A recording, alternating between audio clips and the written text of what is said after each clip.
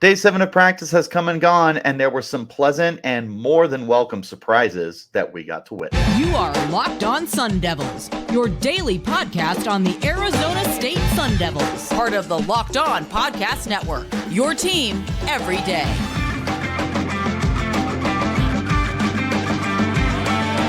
Welcome back to the Locked On Sun Devils podcast, part of the Locked On Podcast Network, your team every day. My name is Richie Bradshaw, and I will be your guide for everything Arizona State Sun Devils. A special shout out to my everydayers who are here every day, and thanks for making us your first listen of the day. Don't forget to hit like, subscribe, and turn on notifications wherever you're getting your podcast, and stay in touch with the show by following me on Twitter at RichieBrads36 and the podcast at LO_Sun Devils. Ladies and gentlemen, boys and girls, we are another practice down for Sun Devils football, and it's kind of crazy how fast it has gone. We're already on the 7th practice, week 3. We've got, I think, 2 more weeks if my math is correct, because it'll go up 2 more weeks, not including this one, until spring ball is going to be wrapped up. And we've come to learn a lot of things. We've seen some constants with this team, but there was a really, really crucial aspect of today's practice, and that was you no longer have wide receivers coach Rashad Samples out there. That was going to be a huge factor in how today's practice rolled out, and that was something that we talked about yesterday. Was this is definitely the focus of the week. We're going to be paying extra close attention to how practices are run, how guys are looking, how they're working, how they're communicating, how everything is flowing, not even just from the wide receiver position, but through the team as a whole.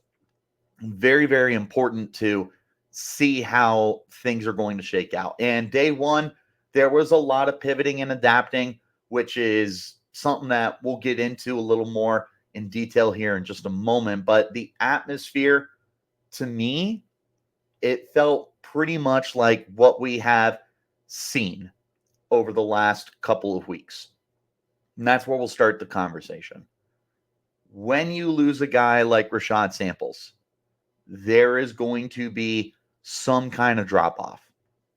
Whether that's from a mentality standpoint or emotional standpoint or even just a actual talent and playing standpoint.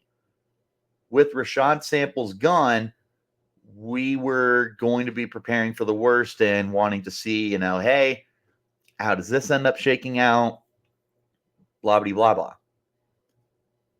I would tell you that you could tell things were a little different, but there was still some good high intensity and competition and trash talk and goofiness and having fun with each other and button heads. And it still felt like the kind of practice that we've come to know and expect from the Sun Devils team over the last couple of weeks. It really didn't feel like a drastic change. You could definitely tell. Like there was a little bit of, I don't want to call it like a sad atmosphere, but very, very just different, I guess. Just very different from what we've seen. Rashad Samples is a very important piece of what the Sun Devils put together from a culture standpoint. So losing him was always going to be tough. But they were able to adapt and pivot and all that good stuff, which we'll talk about here in just a minute. But it was still good to see that there was that same kind of atmosphere, or at least they were able to manufacture it to be that way. Now, the pivoting and adapting, that was a really crucial part as well. And how ASU wanted to move forward without Rashad Samples was, always going to be a huge, huge storyline here. During practice, what we saw was Kenny Dillingham and graduate assistant Brady White working with the wide receivers. And that shouldn't be too much of a surprise. Again, we know that Kenny Dillingham is an offensive-minded guy. You can just find a spot for him. He's been a coordinator for several years prior to coming to Arizona State. He's just comfortable with what he's being given. So when you lose a positional coach, you couldn't ask for a better fallback plan than having a head coach who is an offensive-minded guy. That's about as safe as it's going to get, I suppose. Brady White, the graduate assistant, I'm not entirely sure how much of his hands he's going to be getting on with everything, but it's also really nice to see that they're kind of moving him around as well and letting him get his feet wet and try and figure out what works, what doesn't work from a coaching aspect, from his style and the way that he wants to make things run. Nice to see him. And then, of course, working with Kenny is very much a boon for him. As far as the future of the position goes, Kenny Dillingham says, as of right now, there is no concrete update for the position. Obviously, we saw that, I think it was Sunday, was that Troy Brown, the former Patriots receiver, Pro Bowler, 3-time Super Bowl champion, was on campus. He was, I believe he was interviewed, but don't quote me on that, but he was on campus. He was taking a look at all the good stuff, and there is potential that he could maybe take the job, but cross that bridge when we get to it. But Dillingham was asked about that in his post-practice press conference, and he said, at this time we don't have a very concrete idea of how you're going to fill this. Right now, we're just focused on what's in front of us and taking it one day at a time. He said, right now, you could find a guy tomorrow. You could find a guy next week or 2 weeks. But what Kenny really emphasized when he was talking about it is he said, look, we will know when we find the guy. And when we find him, we'll make the hire. Which, is that coach speak? Yeah, of course it is. But the bottom line here is that Kenny Dillingham is still confident that he's going to be able to get things going. Again, he's taking over the reins. He is adapting and doing what he can to try and alleviate the loss here. And it's only the first day of practice, so we'll be paying attention again on Thursday as well to see, what's kind of going on and what the next steps are from here. We'll get the update as quick as Kenny Dillingham gets the update. But right now, there is no update. They are going to be doing their research. They're going to be taking a look around, seeing their options. I would not anticipate this to be a quick turnaround and transition. I would expect this to be probably over the summer solved. I don't know if this is going to be a hire that we're going to see before spring ball. And this is all a hunch, right? Like Kenny said, they can make the hire tomorrow. They can make it this week, next week, 2 weeks from now. All that matters is they find their guy. How quick they find him, who knows? Cross that bridge when we get to it. I don't think it's going to be for a while. So seeing how Kenny works with these guys until further notice will be very, very interesting to me. Of course, the wide receiver position does have lots of veterans. So at least you've got those kind of guys like a Jake Smith or a Xavier Guillory or Elijhah Badger, Troy O'Mary. Like there's guys here that are going to be able to pick up the slack and be those pillars of strength for the young guys like Caleb Black and Corbin Hendricks. There's good veteran presences here. So again, if you were going to lose a positional coach, wide receiver is the best possible situation because you have an offensive-minded head coach and you've got a lot of veterans at the position.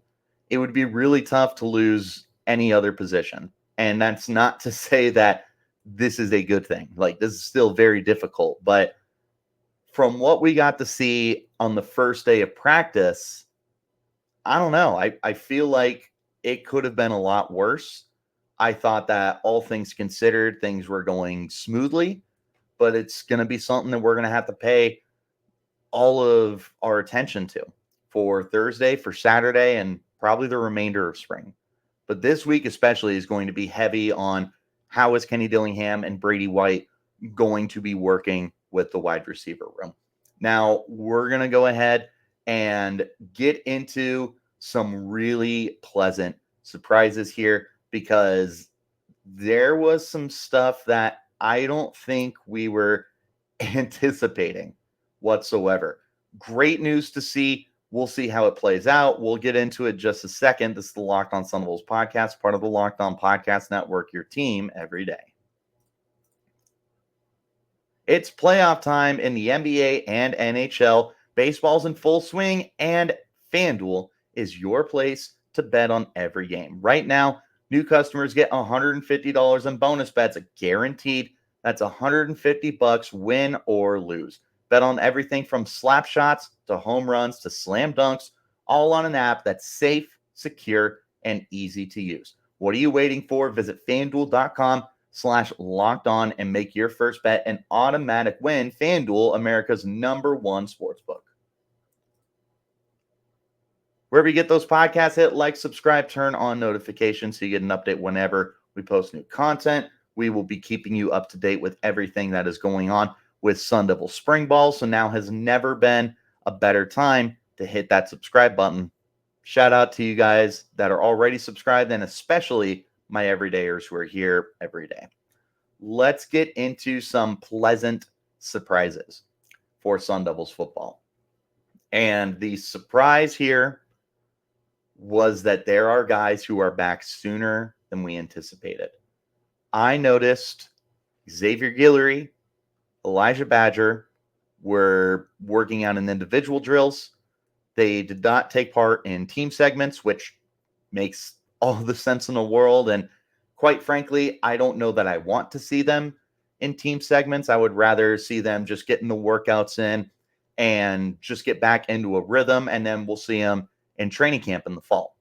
But they're out there. They're running positional drills. But the biggest story, ladies and gentlemen, is Jaden Rashada is throwing the football. And now, early last week, last Tuesday, he was throwing the ball, but he wasn't participating in drills. You were just seeing him, just kind of getting that rhythm back by himself, tossing it to the other quarterback. So if Sam Levitt was on the field, Rashada was throwing it to Bourget. He was throwing it to Navi Bruzan, whatever. They were warming up together.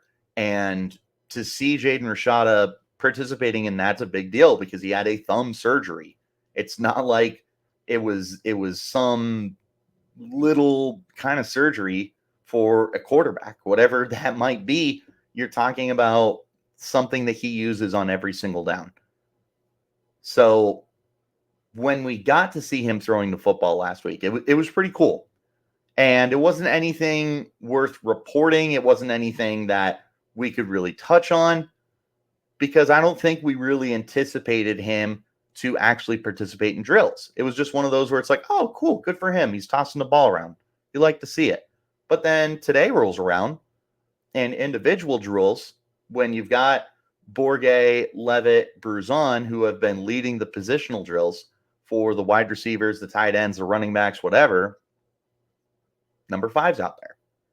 And you got out there and you saw it and you were like, do my eyes deceive me?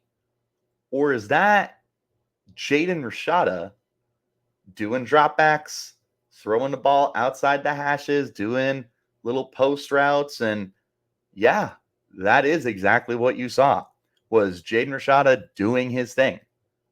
Now, similar to Guillory and Badger, he did not participate in the team segments. But again, I'm good with that. I don't need to see Jaden Rashada in team segments.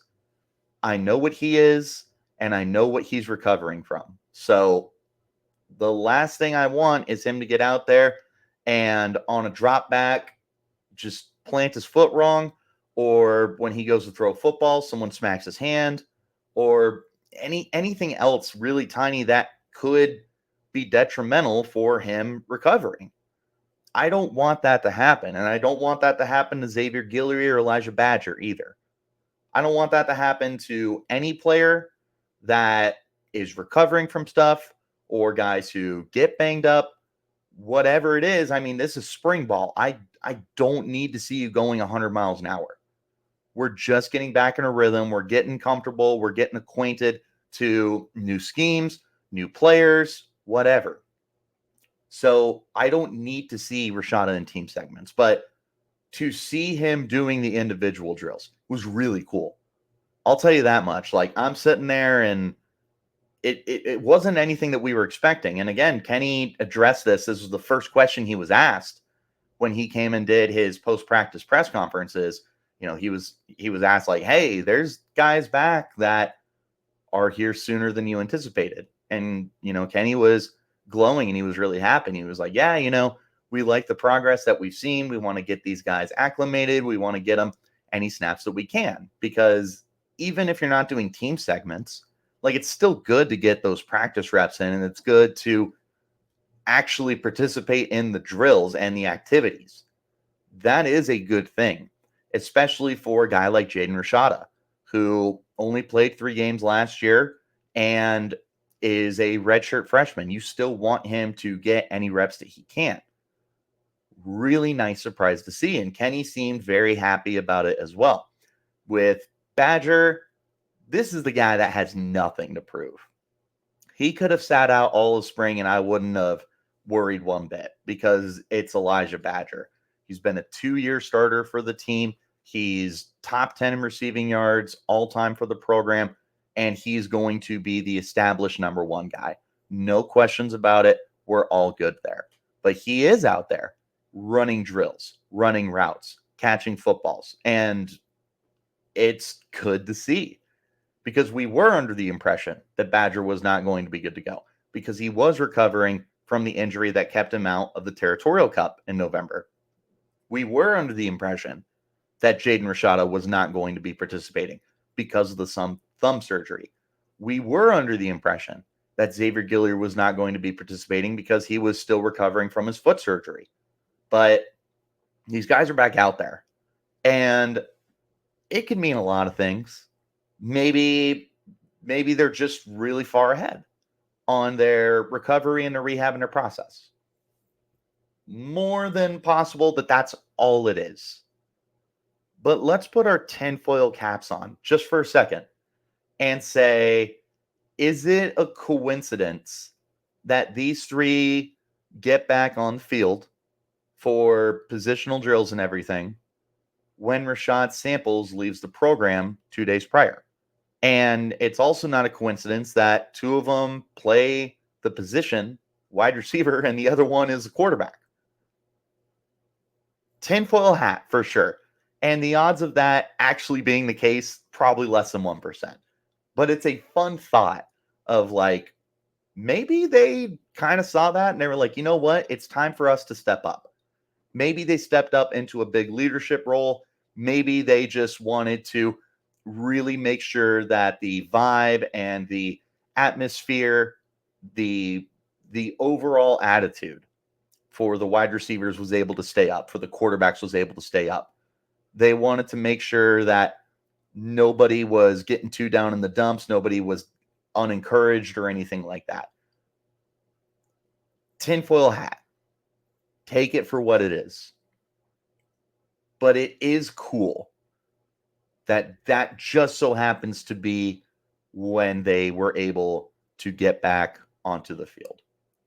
Now we're going to wrap up talking about the standouts. I can tell you right now, it's not going to be anybody that we haven't seen before, but it's still worth noting that the handful of guys who continue to stand out for me, I mean, I'm really excited about how the remainder of spring goes, how they carry it in the training camp, and who knows, maybe these guys could be week 1 starters for the team. Let's talk about standouts here in just a moment. This is the Locked On Sun Devils podcast, part of the Locked On Podcast Network, your team every day. One more time, wherever you're getting your podcast, hit like, subscribe, turn on notifications. There's never been a better time than now as I keep you up to date with everything going on with spring ball. Hit that subscribe button. Also, shout out my everydayers who are here every day. Wrapping up this edition of the pod are my standouts from today's practice. 3 guys. It's 3 guys that we talk about all the time. But, I mean, not only do they have good practices, I thought they had great practices. Start with the guy who I think has just been the best spring ball player so far. There's been a lot of good performances. There's been guys who get better with each practice. There's guys who have big, exciting highlight plays. But there's one player who has brought it every single practice, and it just feels like no one has an answer for him. And that's Troy O'Mary. Goodness gracious.